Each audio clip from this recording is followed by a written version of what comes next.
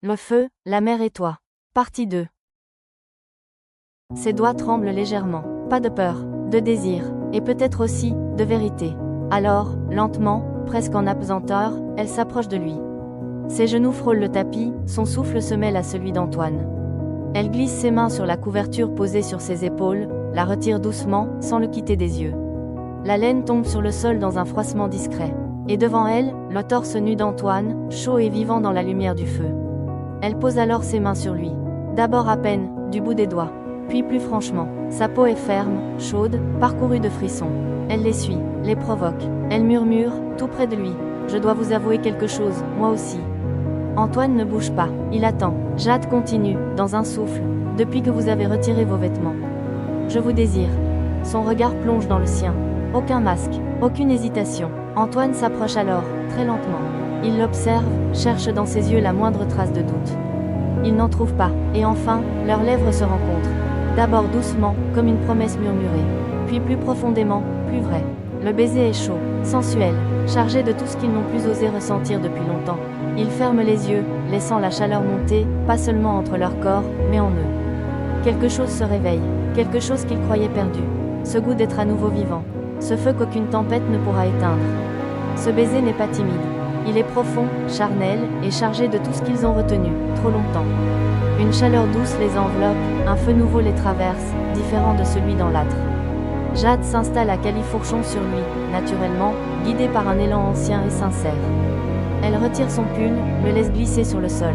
Antoine la regarde, fasciné, comme s'il redécouvrait la beauté dans sa forme la plus pure. Ses mains se posent sur ses hanches, doucement d'abord, puis avec plus de certitude. Il la sent frémir, vibrer, et lui-même retient un souffle rauque lorsqu'elle défait lentement le bouton de son pantalon. Il l'aide, sans brusquer, puis elle se penche, l'embrasse dans le cou, sur la poitrine, laisse ses lèvres raconter ce que les mots ne peuvent plus dire. Il est dur, tendu, vivant entre ses jambes. Elle le guide en elle avec lenteur, contrôle, et un respect profond pour le moment qu'ils partagent. Leurs corps se retrouvent, s'emboîtent avec une fluidité déconcertante, comme s'ils s'étaient attendus toute leur vie. Leurs souffles se mêlent, les gémissements se fondent dans le crépitement du feu. Antoine accompagne les mouvements de Jade, la soutient, la caresse, l'admire. Elle ondule avec une intensité maîtrisée, ses gestes précis, puissants et beaux. Le plaisir monte, s'installe, se propage dans leur ventre, dans leur poitrine. Jade se cambre, ferme les yeux, lâche prise dans un frisson profond et brûlant. Antoine, submergé par sa chaleur, par sa douceur, par sa force, la rejoint dans l'abandon, dans une vague aussi violente que apaisante. Ils restent unis ainsi, immobiles, leurs fronts l'un contre l'autre, le cœur au bord des lèvres. Plus aucun mot n'est nécessaire. Il n'y a plus de naufrage, plus de fuite, plus de solitude. Juste deux corps, deux âmes, et le silence heureux de la nuit. Plus tard dans la nuit, le feu crépite encore doucement dans la cheminée, projetant ses ombres chaudes sur les murs de la petite maison. Jade et Antoine sont allongés sur le canapé, l'un contre l'autre, nus sous une couverture, le corps encore chargé de ce qu'ils viennent de vivre. Antoine la serre contre lui. Son souffle est lent, régulier. Il glisse une main dans ses cheveux, les effleure sans même y penser. Jade s'est blottie contre son torse, une jambe posée sur les siennes, son visage niché sous son menton. Elle ne parle pas, elle écoute son cœur battre, et pour la première fois depuis longtemps, elle ne ressent ni vide, ni peur, ni doute. Le silence entre eux est plein, plein de tout ce qui n'a pas besoin d'être dit. Le sommeil les prend lentement, et c'est ainsi qu'ils s'endorment, dans une chaleur partagée, dans la douceur simple de deux corps qui, juste pour une nuit, ont cessé de fuir. Le matin suivant, la lumière grise de l'aube filtre à travers les rideaux. Le feu s'est éteint, ne laissant que quelques braises. Le vent est tombé, la maison est silencieuse. Trop silencieuse. Jade ouvre les yeux. Elle se redresse doucement, encore enveloppée dans la couverture. Son bras glisse sur le canapé. Vide. Antoine n'est plus là. Elle se lève, une pointe de panique dans le ventre, mais se reprend vite. Elle cherche dans la pièce du regard. Rien. Puis elle voit, posé sur la table basse, un morceau de papier plié en deux. Elle le prend, le déplie. Une simple phrase, écrite à la main. Merci Jade pour cette nuit. Pardonne-moi de ne pas être là à ton réveil, mais cette nuit m'a bouleversée. Je dois retrouver mon voilier, et reprendre la mer. Pas de signature, mais elle n'en a pas besoin. Elle reste debout un moment, le mot dans la main. Elle pourrait se sentir abandonnée, rejetée, mais non, elle se sent libre, vivante, apaisée. Elle sort de la maison, pieds nus, enroulée dans un châle. L'air est frais, chargé de sel. L'océan s'est calmé, les vagues roulent doucement sur le sable. Le ciel est pâle, lavé par la nuit. Et là, au loin, sur l'horizon, un voilier fend l'eau, déjà petit, presque hors de vue. Un sourire se dessine sur ses lèvres. Un sourire vrai, léger, reconnaissant. Et tout bas, dans un souffle qu'elle adresse à la mer, elle murmure « Merci, Antoine.